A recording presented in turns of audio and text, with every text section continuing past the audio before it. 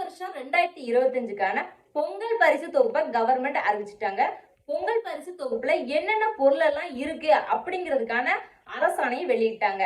இதுல அரிசி வாங்குற ரேஷன் அட்டைதாரர் எல்லாருக்கும், இலங்கை தமிழர் மறுவாழ்வு முகாம்கள்ல இருக்கிறவங்க அப்படின்னு சொல்லி எல்லாருக்குமே சேர்த்து ஒரு குடும்ப அட்டைக்கு 1 கிலோ பச்சரிசி, 1 கிலோ சர்க்கரை, அப்புறம் பாத்தீங்கன்னா ஒரு முழு கரும்பு பொங்கல் பரிசா வழங்கப்படும்.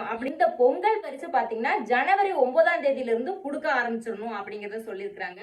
கூட்ட நெரிசல் அந்த மாதிரி எதுவும் பிரச்சனை ஆயிடக்கூடாது அப்படிங்கிறதுக்காக ஜனவரி 9ஆம் தேதிக்கு முன்னாடியே டோக்கனை அவங்கவுங்க வீட்டுக்கு போய் ரேஷன் சேல்ஸ்மேன் வந்து தனியா கொடுத்துட்டு வரணும். அவங்கள ரேஷன் கடைக்கு வர வைக்க வேண்டாம் அப்படிங்கிறதையும் சொல்லியிருக்கிறாங்க. அந்த டோக்கன்லயும் என்ன தேதிக்கு அவங்க வரணும், அந்த தேதியில காலையில வரணுமா இல்ல மதியத்துக்கு மேல வரணுமா அப்படிங்கிற டைமிங்கையும் மென்ஷன் பண்ணி நீங்க கொடுத்துட்டு வரணும். வழக்கமா இந்த பொங்கல் பரிசு தொகுப்போட 1000 ரூபாய் ரொக்க பணமும் கொடுத்துட்டு இருந்தாங்க. இந்த வருஷமும் அப்படித்தான் கொடுப்பாங்க அப்படின்னு சொல்லி எல்லாருமே எதிர்பார்த்துட்டு இருந்தாங்க. இதை பத்தி அமைச்சர் திரு தங்கம் தென்னரசு அவர்கள் என்ன சொல்றாங்க அப்படின்னா, இந்த வருஷம் மழை புயல் காரணமா மாநில பேரிடர் நிதியிலிருந்து அமௌண்ட் செலவாயிருச்சு. அதனால இந்த தடவை பொங்கல் பரிசு தொகுப்பு அமௌண்ட் 1000 ரூபாய் இல்ல, அதுக்கு பதிலா மகளிர் உரிமை தொகை பொங்கலுக்கு முன்னாடியே சீக்கிரமா மக்களுக்கு சேர்ற மாதிரி நாங்க நடவடிக்கை எடுக்கிறோம். கடந்த ஆண்டு மழை புயல் காரணமா மாநில இயற்கை பேரிடர் சார்பில் 2000 கோடிக்கு மேல செலவாயிருக்கு. இப்போ இந்த பொங்கல் பரிசு தொகுப்புக்குன்னு சொல்லி 280 கோடி நிதி ஒதுக்கீடு செஞ்சிருக்கோம். பொங்கல் பரிசோட சேர்த்து இலவச வேஷ்டி சேலையும் கொடுக்கணும் அப்படிங்கிறதுக்காக முன்னாடியே எல்லா மாவட்டத்துக்கும் சேர்த்து அனுப்பிச்சு வச்சுட்டாங்க. ஸோ பொங்கல் பரிசு அந்த கரும்பு, சர்க்கரை, ஸ்வீட் இது எல்லாம் கொடுக்கும்போது இலவச வேஷ்டி சேலையும் சேர்த்தே நீங்க வாங்கிட்டு வந்துடலாம்.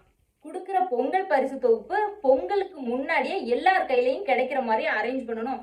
அதுக்கு ஏத்த மாதிரி நீங்க டோக்கன் போட்டு முன்னாடியே பிளான் பண்ணிக்கோங்க. ஒருவேளை 1500 கார்டு ஒரு ரேஷன் கடையில இருக்கு அப்படின்னா முன்னாடியே 2 பணியாளர்களை எக்ஸ்ட்ரா நீங்க அரேஞ்ச் பண்ணிக்கணும். 1500க்கு மேல குடும்ப அட்டை இருக்கிற ரேஷன் கடையா இருந்தா 3 பணியாளர்களை அரேஞ்ச் பண்ணிக்கணும் அப்படிங்கறதையும் சொல்லியிருக்கிறாங்க.